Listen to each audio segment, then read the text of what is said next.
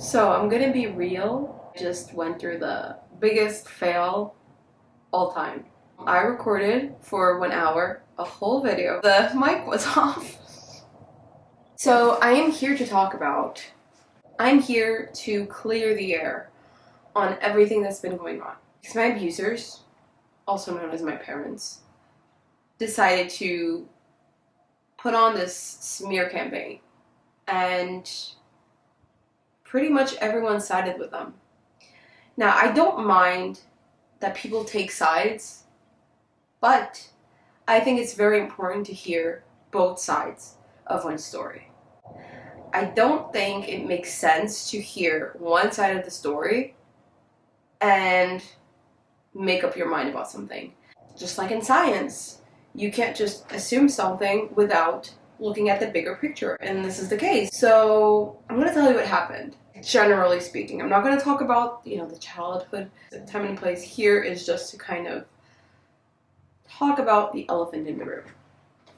So the smear campaign has been going on since end of July.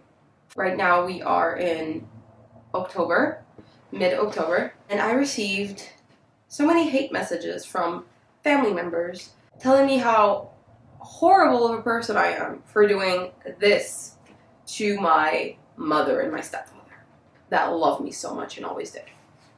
If you are updated with the podcasts, you might have heard that there is a little that can be said about love when it comes to these people. I don't speak of this lightly. It's not easy saying that my mother is a narcissist. She is a narcissistic sociopath. And my father is a narcissistic psychopath. And my stepfather is a narcissistic enabler. And my family are just a bunch of flying monkeys. And then the other one's just potential scapegoats that have no idea what they have coming for them. And so this is what happened. Once upon a time, my parents, I'm going to call them parents just so you know that I'm talking about my mother and my stepfather, which were the people that raised me for most of my upbringing. My so-called parents' biggest life dream was to have a house. And they could not have a house because the bank would not give them a credit for a house. So I was in my second year of the Ph.D. where I got a scholarship. So I was, getting money to be a scientist, a scientific researcher. And so for me, also being younger than them, it was easier to ask for a credit. I thought that I owed them a lot. So it was a pretty easy decision to just offer to, or accept, I'll ask for credit under my name for you guys to get your dream house. They weren't living here in this country. They were living in another country. They were immigrants in another country. I was in the country where the dream house eventually became the dream house. I really felt like I owed them. And why does this happen? Because that is what happens with gaslighting. People convince you of things that are not particularly true, or they just escalate things that are normal and don't need a whole song and dance made about them. I'm going to give you a quick example. During my childhood, I always kept hearing that I should be so grateful that I wasn't left with my abusive and violently abusive father during the divorce. So at one point, I felt so guilty that my mother and my stepfather were fending for my needs, were paying, for my food and just all the basic stuff and the non-basic stuff, that I started thinking, shit, I owe them. Once I become 18, I'm going to have to work and start adding up money to pay them back for everything. So I started doing maths about how much my mother had ever spent on me, including diapers when I was a baby. I just did this whole math. Like, I'm not even joking. I did this whole math, and I presented it to her, and I asked, like, do you think this is an acceptable value? And like, do you think she said, oh, like, you're crazy, you don't owe me anything? No, she was like. So for me, obviously, it was convenient to not pay rent. For them, it was also convenient because while they were away, I was taking care of their things because they didn't want to just take their things with them or put it in a garage and rent a storage facility. Since the house would be there anyway, you know, I was just living there. It's not like they had to contribute to other bills, so they decided to move back. And that's when kind of hell broke loose. And in the beginning, when I got the news that they would be back, this was 2 months before I would have to finish my thesis, and I told them that it wasn't a good idea, that the situation in the country wasn't even good, timing wasn't good, I needed to finish my thesis, I needed my time, I needed my space, I needed to be in the right mind to finish this, I couldn't sabotage this, but it didn't matter. So I slowly convinced myself that maybe it wasn't a bad idea. I tried to believe that this time it would be different, and that this time they would be the parents that I needed them to be, and they would be supportive, and there would be no drama, there would be no screaming at dinner time, and I would just be able to be an independent individual and my own self, which did not happen. They were moving back. I was very reluctant, and so I invested in making construction work in the attic of the house, which was very low ceiling, the attic, but I didn't mind that. I just did construction work there, put a bathroom there with a shower, with a toilet, a bed, all those kinds of essentials, and I thought to myself, okay, if things get too much, I will just go to the attic and live in the attic. But that didn't matter, because even when things got too much and I went upstairs and I took my cats with me, my mother would not stop calling. She would go upstairs and knock on the door until I opened. At one point, I was there with my boyfriend, and, you know, we weren't doing anything, but we were just chilling. And she calls and tells me that she wanted to give me something, or she had something for me or whatever. And I told her, right now we are chilling. I'm very tired, so I'm gonna go to sleep. We'll talk tomorrow. And she insisted on calling. My stepfather started calling as well. I did not pick up, and I said, I'm going to sleep. She went upstairs to the attic, and she started knocking on the door until someone opened. And she just kept knocking for 5 minutes straight. At that point, like, I wasn't alone in that particular instance, but in other instances where the insistence was so much, but I needed my space, like I was desperate to finish my thesis and just have my space and be able to breathe again. And so at one point I would just look at the windows, at the skylights of the attic, and think to myself, like, if something happens and they actually come here and like break the door down and try to hurt me, how safe is it that I grab my cats and just go out the window, try to make a jump for it? Because I was so scared at one point, I just started sleeping with a knife. I'm not exaggerating. It's not like I hadn't seen the worst of them in my childhood or in my adolescence or even in my more adult years. I had, so there was no reason why it wouldn't happen again, especially when they insisted so much, even when I asked them not to, when it even, you know, and they attempted to make my cats run away from the house because they were jealous of my cats. They were jealous of the attention I gave to my cats.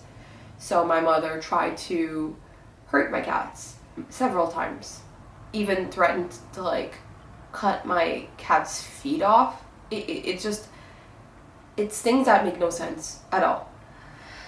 So at that point, for me, it was just, you know, I started being very suspicious of everything that was going on. I scheduled a meeting with the guy that was dealing with my credit and the whole housing situation, the guy that had dealt with the whole housing situation in the real estate agency. And I noticed that there was a lot of things that he was talking to my parents about that I had no knowledge of. So I tried to impose myself and tell him The house is under my name. The credit is under my name. There is no reason whatsoever that you are communicating directly to them and having meetings with them about this without me being present. I'm not Britney Spears. This is not a conservatorship. You know? Chill. Like, what the hell?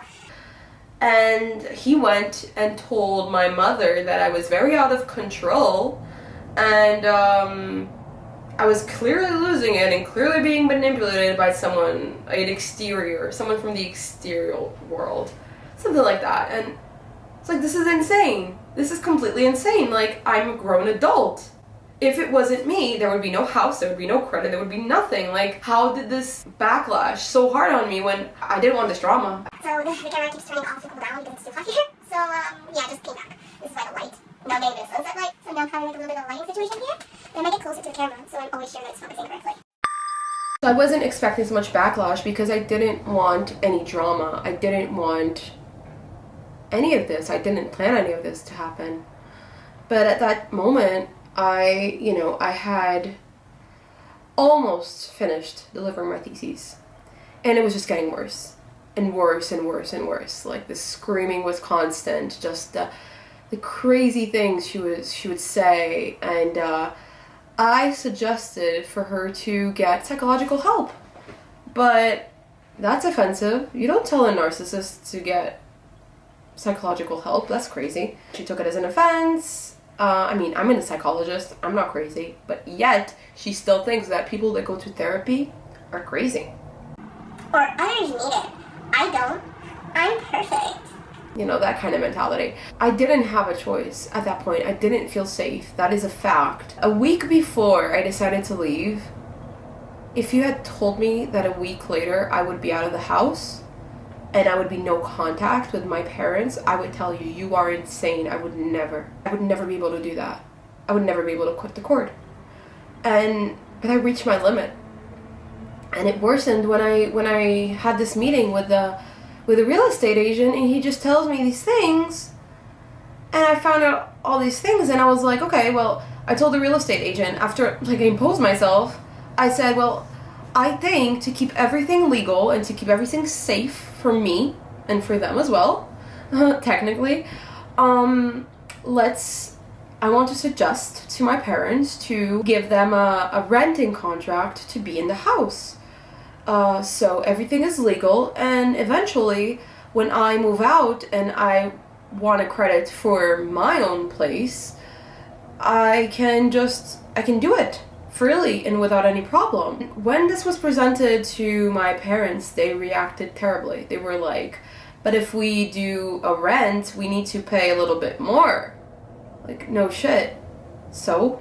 Like, when we say a little bit more, we're talking like more $50. What is that compared to how much they were paying before in the other place they were just renting, where they had no rights to do anything, and they were living so much farther from the city and from their workplace, so they were spending way much more in gas. But then again, it's always selfishness.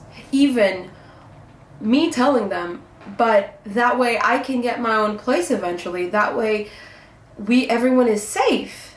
Like, even if something happened to me, say I died tomorrow, like, my father wouldn't come over and like try to get half of the house. But no, like, they just cared about their own selfish ways. And my mother turns to me and whispers in front of the real estate agent that was also taking care of the credit stuff and all of that like account managing thing. So she turned to me and she was like, well, if you rent me the house, you're in big trouble because I'm gonna vandalize this place. Look, when she tells me this, and like, she was not joking. She was not joking, okay? So when she tells me this, like, that's the last straw for me.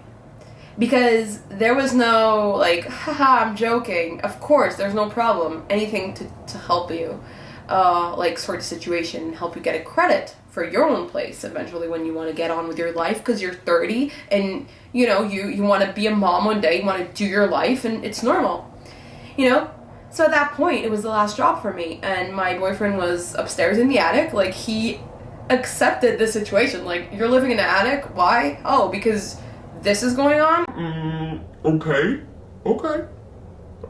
but like, that's weird, red flag, but like, fine.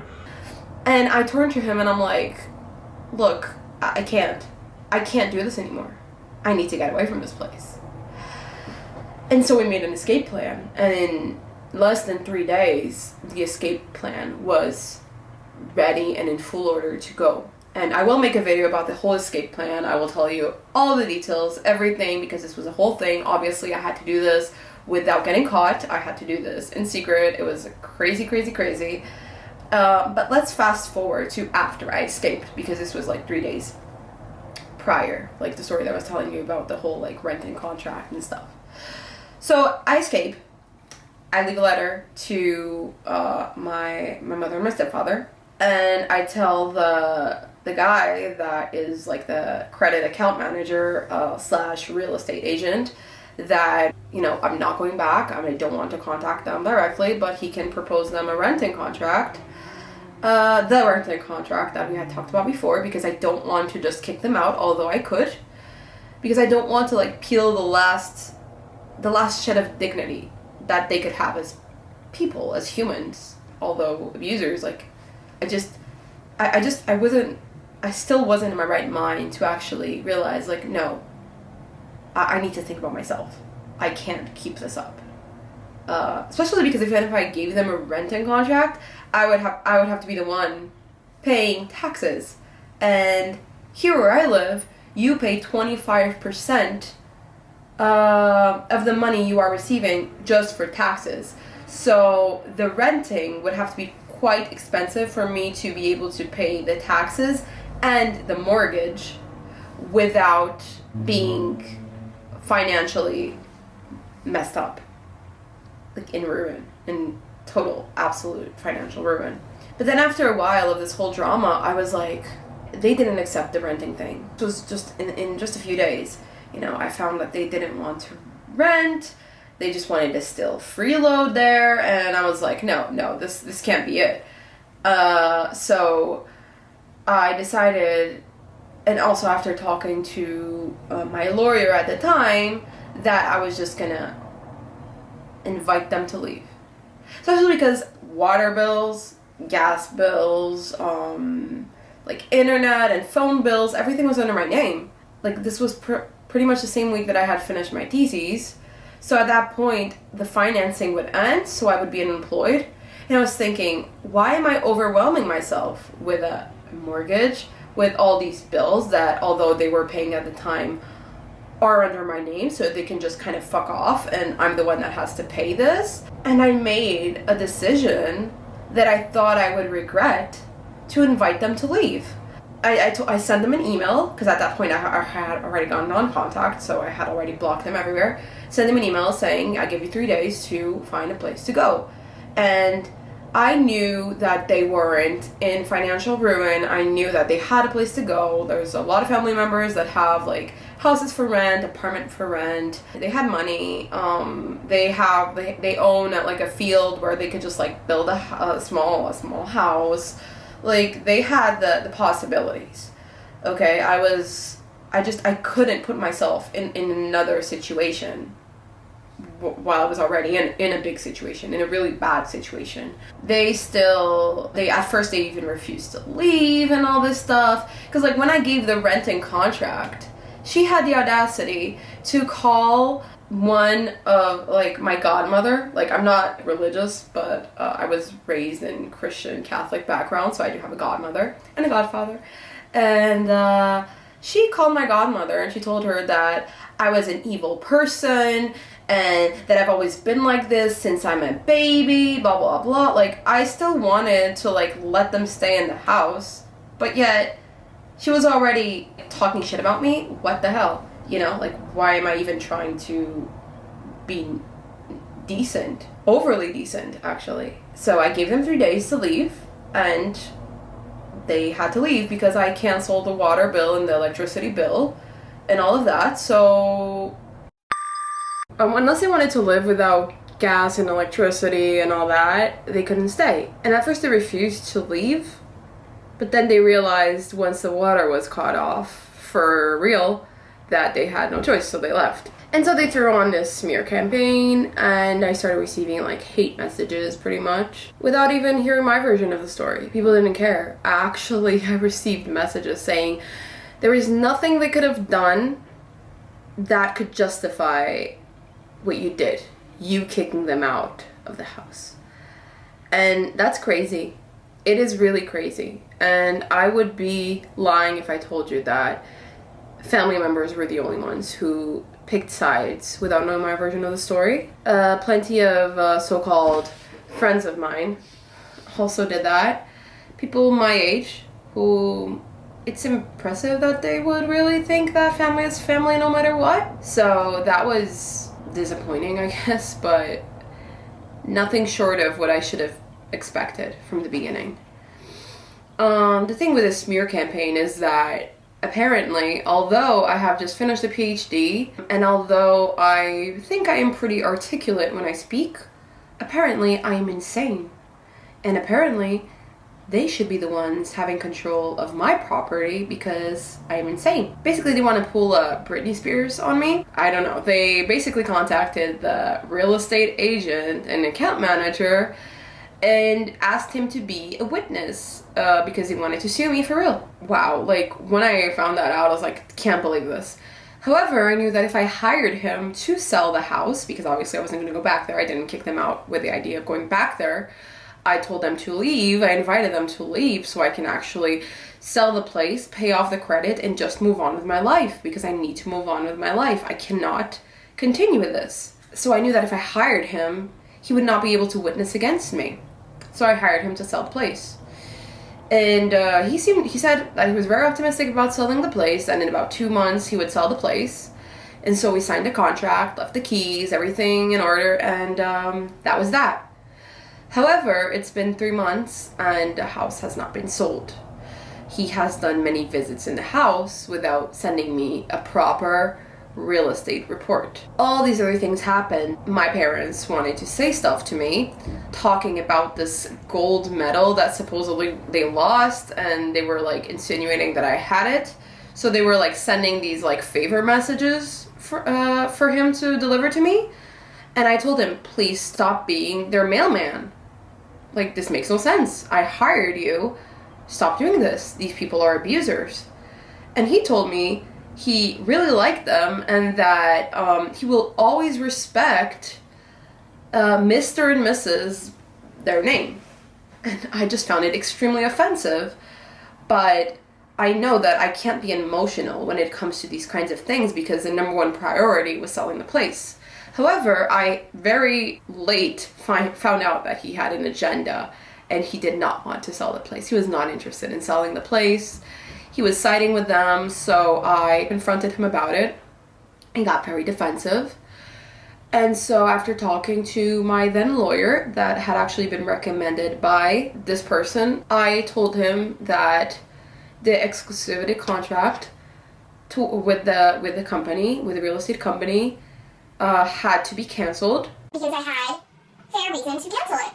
Because obviously he's not doing his job. I have plenty of proof that he's not doing his job. I have plenty of proof that he is siding with my abusers. I have plenty of proof that there was a very weird hidden agenda here. Here is that I talked to the boss of this real estate company and he basically ghosted me, and he has the house keys. In the moment that I'm recording this video, he still has the house keys. And he does not respond to my emails. He's not responding to phone calls. And he managed, one of the employees of this company knew my lawyer, and she talked to my lawyer, and my lawyer quit the case, the domestic violence case, because she was offended that I wanted to pay her what I owed her. Because I don't like having pending money. Or so that was her excuse. And like, so over text message, she said, I'm no longer going to work with you. Peace out. I have already a new lawyer, so everything will be sorted out one way or another, but just this whole smear campaign is way out of control, and it's crazy. And my greatest hope with this is not to tell you a sob story and tell you, please help me, I'm struggling. No, that's not the point, because these things will have to be solved, and they will get solved. I am determined to solve them. This is just, if anyone is going through any like legal issues of these kinds of things, or feeling guilty about making a decision that kind of made collateral damage of some sort, or a victim of a smear campaign, you are not alone. That is like the number one thing here, is that all these things can happen and the world can seem like it is really crumbling down. And my main point here is to send a bit of glimmer of hope that things can work out. And although this is completely insane and the system is clearly all messed up and smear campaigns are legit, like they're really happening, they're not legit as in they have a fact foundation. but either way, there is no backing down. I want the way that I'm facing this to be able to kind of be able to support someone who's going through the same, because I know that for me it would have been emotionally easier if I had a story that I could listen to that was like a success story after all this shit. I prefer, instead of just moping around and being very angry about this whole situation and very frustrated, I prefer to just hop in front of the camera and express myself, explain how I'm dealing with this, because it really might help. And yeah, that's all for now. I will be trying to show up in front of the camera more often. It's often hard because you know, this whole situation leaves me very, very drained, and the fact that I'm partially disabled also makes it very hard for me to be out of bed and just sitting down in front of a camera and talking. But I hope to catch up with you guys soon, and thank you for listening. Thank you for all your support. Thank you for watching the videos, liking the videos, subscribing, commenting, sending so many nice messages. Thank you for all of that. It really helps me so much. It gives me so much strength to keep going, to just kind of put the situation out of the way and just move forward. And so thank you so much, and catch you later. Thanks.